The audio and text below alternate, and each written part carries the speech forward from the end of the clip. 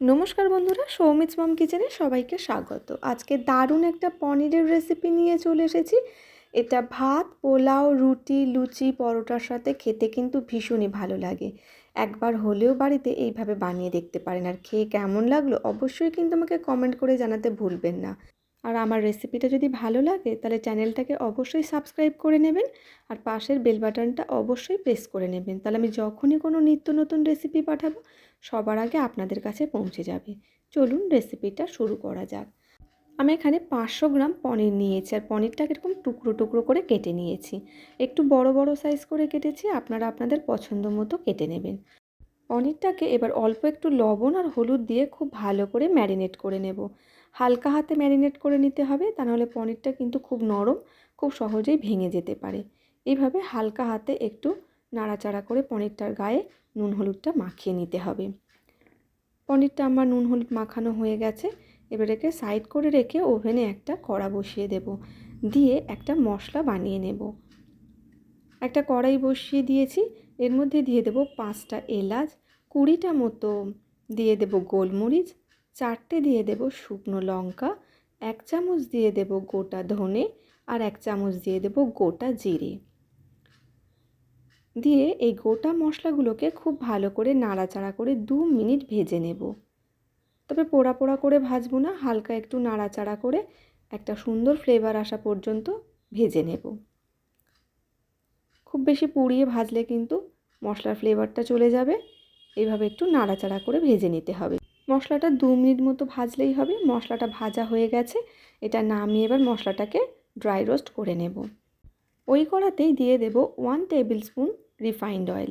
আপনারা চাইলে সর্ষের তেলও ব্যবহার করতে পারেন।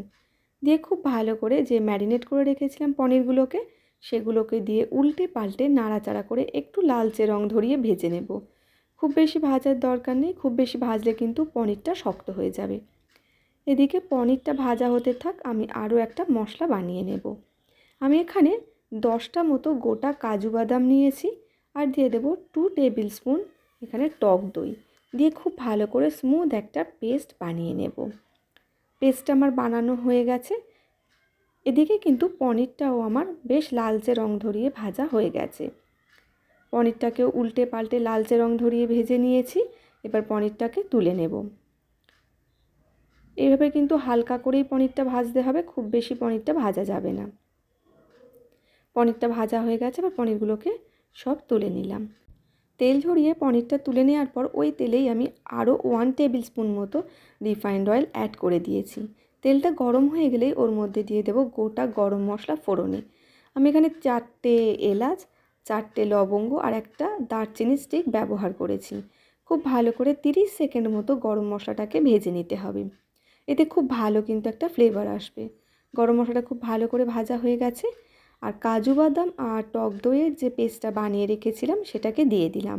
এই সময় গ্যাসের ফ্লেমটা কিন্তু লোতে রাখতে হবে, তা না হলে দইটা কিন্তু কেটে যেতে পারে।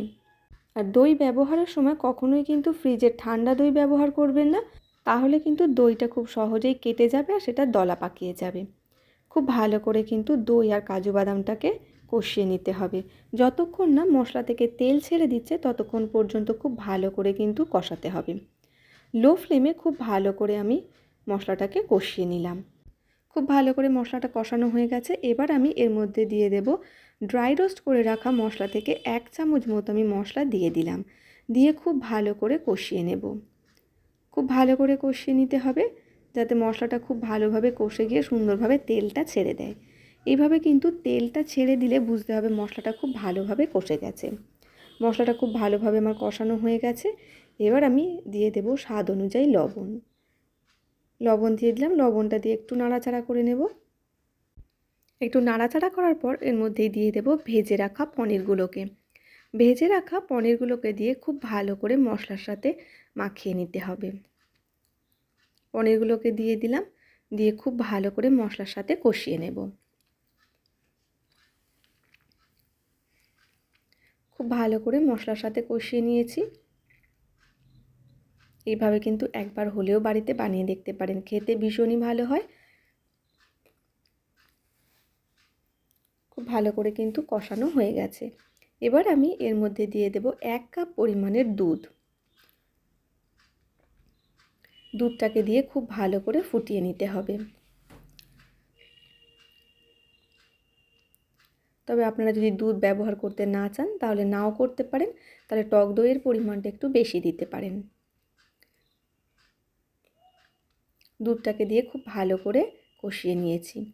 একটু নাড়াচাড়া করে নেওয়ার পর এটাকে ফুটতে সময় দেব।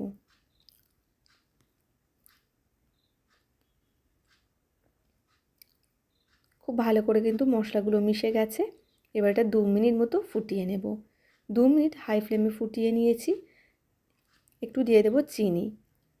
যে কোনো নিরামিষ রান্নায় কিন্তু একটু চিনি দিলে খেতে বেশ ভালো হয়, আর চিনি দিলে টেস্টের ব্যালেন্সটাও বজায় থাকে। খুব ভালো করে আরও 1 মিনিট মতো নাড়িয়ে নিয়ে এটাকে আরও 1 মিনিট মতো ফুটিয়ে নেব। এবার গ্যাসের ফ্লেমটাকে অফ করে এটাকে ঢাকা দিয়ে রেখে দেব। ঢাকা দিয়ে রেখে দিলাম। ওভেনে আমি অন্য আরও একটা কড়া বসিয়ে দিয়ে 1 চামচ দিয়ে দেব বাটার।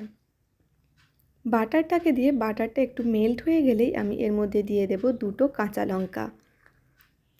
2টো কাঁচা লঙ্কা দিয়ে আমি খুব ভালো করে একটু নাড়াচাড়া করে নেব। কাঁচা লঙ্কাটা একটু নাড়াচাড়া করে নিলাম। এবার একটা টমেটো আমি একটু বড় বড় সাইজ করে এরকম 4 কোনা করে কেটে রেখেছিলাম, আর টমেটোগুলোর বীজ কিন্তু সব ফেলে দিয়েছি। ক্যাপসিকামগুলোও তাই ভিতরে যে বীজগুলো ছিল সব ফেলে এরকম বড় বড় টুকরো করে কেটে নিয়েছি। নিয়ে এইভাবে একটু নাড়াচাড়া করে নেব। খুব বেশি সময় নয়, 2 মিনিট মতো ক্যাপসিকাম আর টমেটোটাকে এইভাবে নাড়িয়ে নিয়ে একটু উল্টে পাল্টে দেব। এইভাবে যদি ক্যাপসিকামটাকে একটু হালকা করে পরে ভেজে নেওয়া হয় তাহলে কিন্তু ক্যাপসিকামের ফ্লেভারটা খুব ভালোভাবে বজায় থাকে। খুব ভালো করে একটু নাড়াচাড়া করে নিলাম। নিয়ে এবার ক্যাপসিকামটাকে এবার আমি যে পনিরটাকে বানিয়ে রেখেছিলাম ওর মধ্যে আমি এইভাবে ঢেলে দেব। ঢেলে দিয়ে খুব ভালো করে মিশিয়ে দেব। খুব ভালো করে টমেটো আর পনিরটাকে মিশিয়ে দিলাম। এভাবে খুব ভালো করে মিশিয়ে দেওয়ার পর আমি এটাকে 2 মিনিট মতো আরও ফুটিয়ে নেব। লো ফ্লেমে এবার আমি এটাকে 2 মিনিট মতো একটু ফুটিয়ে নিলাম। 2 মিনিট ফুটিয়ে নেওয়ার পর ওপর থেকে আমি ড্রাই রোস্ট করে রেখেছিলাম একটু কাসৌরি মেথি, সেটা হাতে একটু ক্রাস্ট করে ওপর থেকে ছড়িয়ে দেব। এতে কিন্তু ফ্লেভারটা খুব ভালো আসে। আর খুব ভালো করে কাসৌরি মেথিটাকে মিশিয়ে দিলাম। পনিরে কিন্তু শেষে একটু কাসৌরি মেথি দিলে খুব ভালো খেতে হয়। খুব ভালো করে কিন্তু মিশিয়ে নিয়েছি সমস্ত উপকরণগুলো। এবার গ্যাসের ফ্লেমটাকে অফ করে আমি এটাকে ঢাকা দিয়ে রেখে দেবো 5 মিনিট স্ট্যান্ডিং টাইমে। ফিরে আসলাম 5 মিনিট পর। দেখতেই পাচ্ছেন এটা কত লোভনীয় দেখতে হয়েছে। এবার আমি এটা একটা বোলের মধ্যে সার্ভ করে নেব। এইভাবে কিন্তু আপনারা একবার হলেও বাড়িতে বানিয়ে দেখতে পারেন, খেতে ভীষণই ভালো হয়। আর খেয়ে কেমন লাগলো অবশ্যই কিন্তু আমাকে কমেন্ট করে জানাতে ভুলবেন না। আর আমার রেসিপিটা ভালো লাগলে লাইক, শেয়ার ও সাবস্ক্রাইব করার অনুরোধ রইল। আর আমার চ্যানেলে আরও অনেক রেসিপি আছে, চাইলে আপনারা সেই রেসিপিগুলোও একবার দেখে নিতে পারেন। আর আপনারা কী ধরনের রেসিপি দেখতে পছন্দ করেন সেটা আমাকে কমেন্ট করে জানাতে পারেন। আমি তাহলে আপনাদের পছন্দ মতো রেসিপিগুলো শেয়ার করব। ভালো থাকবেন, সুস্থ থাকবেন। ধন্যবাদ।